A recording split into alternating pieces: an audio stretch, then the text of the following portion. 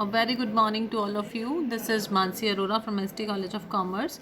And students, we were discussing our topic process of decision making. What are the different process or steps of decision making? Fine. There are so many process of decision making to identify a decision. First of all, we have to gather information, then assessing alternatives, resolutions, after then evaluation of that alternatives, and then we will implement it on the last point. Next, the process of decision making, that is the steps of decision making, involves defining the problem, analyzing the problem, developing different alternatives, evaluating these alternatives, after then selecting the best alternative, taking in view all the things like risk, economy, timing, limitations of resources, ठीक है, all these things into consideration, then implementing the decision, after then following up the decision. तो ये सारे के सारे points हमने last video में यहाँ तक डिस्कस किए थे. फाइन स्टूडेंट्स, अब हम इसके जो स्टेप बाय स्टेप हैं इनको थोड़ा जो एक प्रोसेस में डिफाइन करते हैं.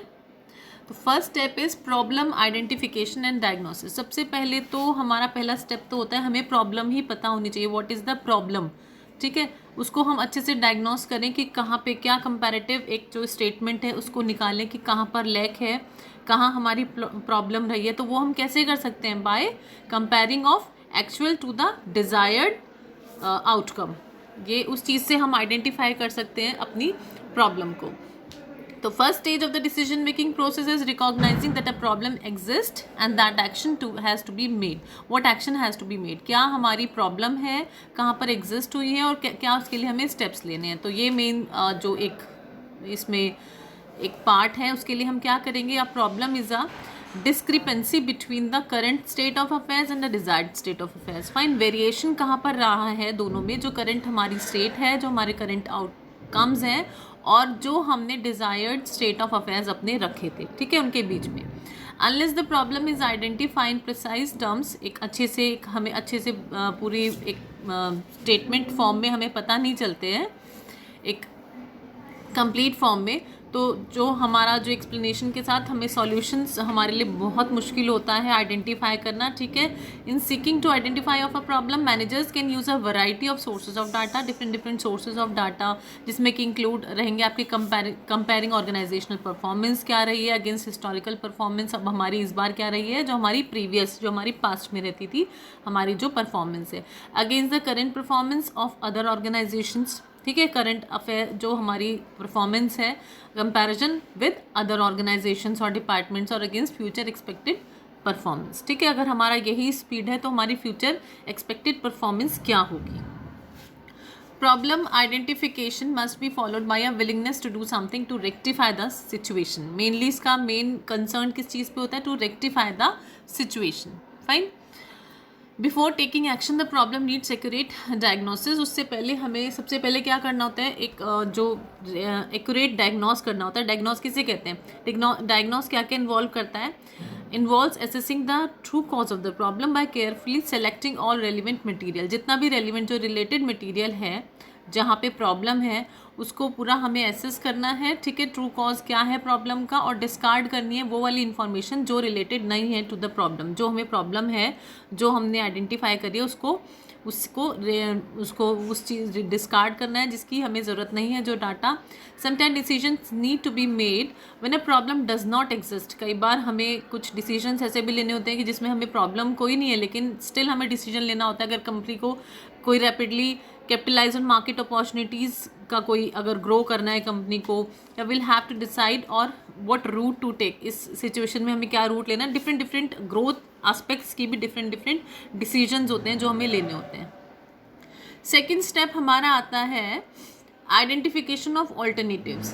Second step is identification of alternatives. Different alternatives को आइडेंटिफाई करना. Having identified and diagnose the problem, the next step for an organization is to identify range of alternatives to solve the problem. Different range क्या है alternatives को, उसको identify करना.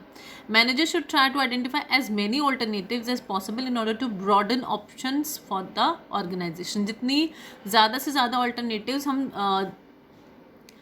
Possible हो सकते हैं, ठीक है, आइडेंटिफाई करना, वो उतना ही ब्रॉडर हमें एक चॉइस देता है टू ऑप्ट द alternative. ठीक है, identifying all the alternatives is critically important when making a choice about a certain course of action. Some of the alternatives open for the company are growth through acquisitions. हमें कुछ broaden करके अपनी increment assets को बढ़ा के कैसे हमें करना है ग्रोथ थ्रू. ठीक है, डिफरेंट डिफरेंट चॉइसेस होते हैं. Growth through establishing N overseas facility, हम इंटरनेशनल मार्केट में अपने आप को कैसे हम उसके साथ हम कर सके, या वहाँ पर हम कुछ ग्रोथ अपनी एस्पेक्ट्स को ढूंढे. Using an agent to market and distribute the product abroad हम अपने प्रोडक्ट्स को डिस्ट्रीब्यूट कर रहे हैं.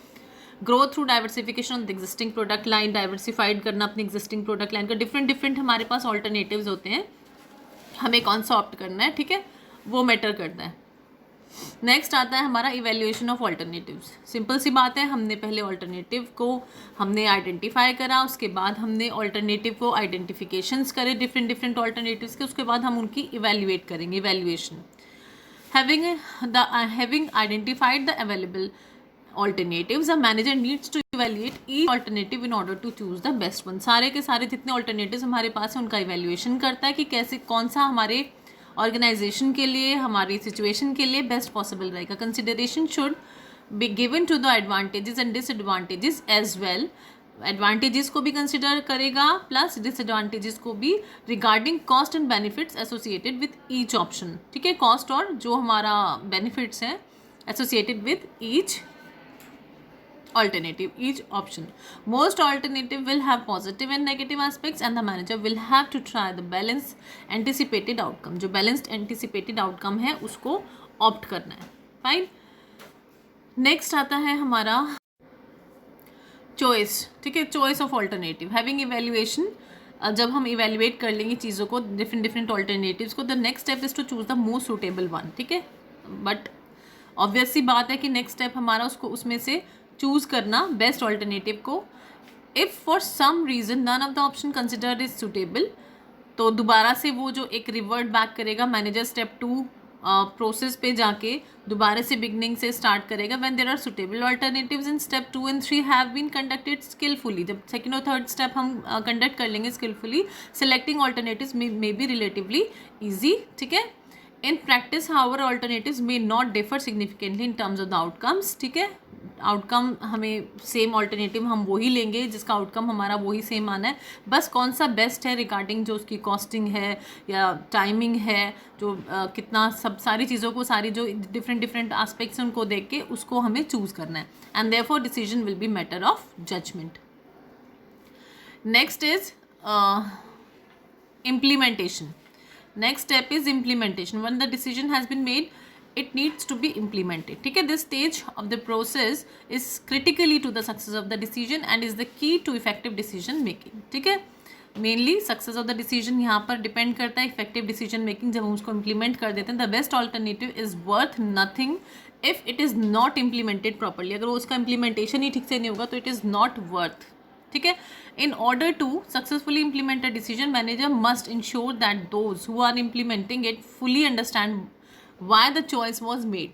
वो हमने ऑल्टरनेटिव क्यों सेलेक्ट करा है, सबसे पहले ये चीज़ अच्छी तरह हमें ये चीज़ पता चल जानी चाहिए. ठीक है, हमें ये चीज़ पता होनी चाहिए जो मैनेजर्स जो जिस तरह से उसको इम्प्लीमेंट किया जा रहा है उस पॉइंट पर, उस स्टेज पर, and are fully committed to its success. Next sixth point is evaluation and feedback. After then feedback, this is the last point. Once the decision is implemented, it needs to be evaluated to provide feedback. The process of evaluation should take place at all managerial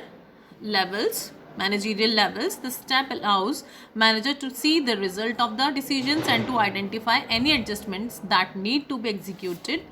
In almost all cases, some form of adjustment will be made to ensure a more favorable outcome.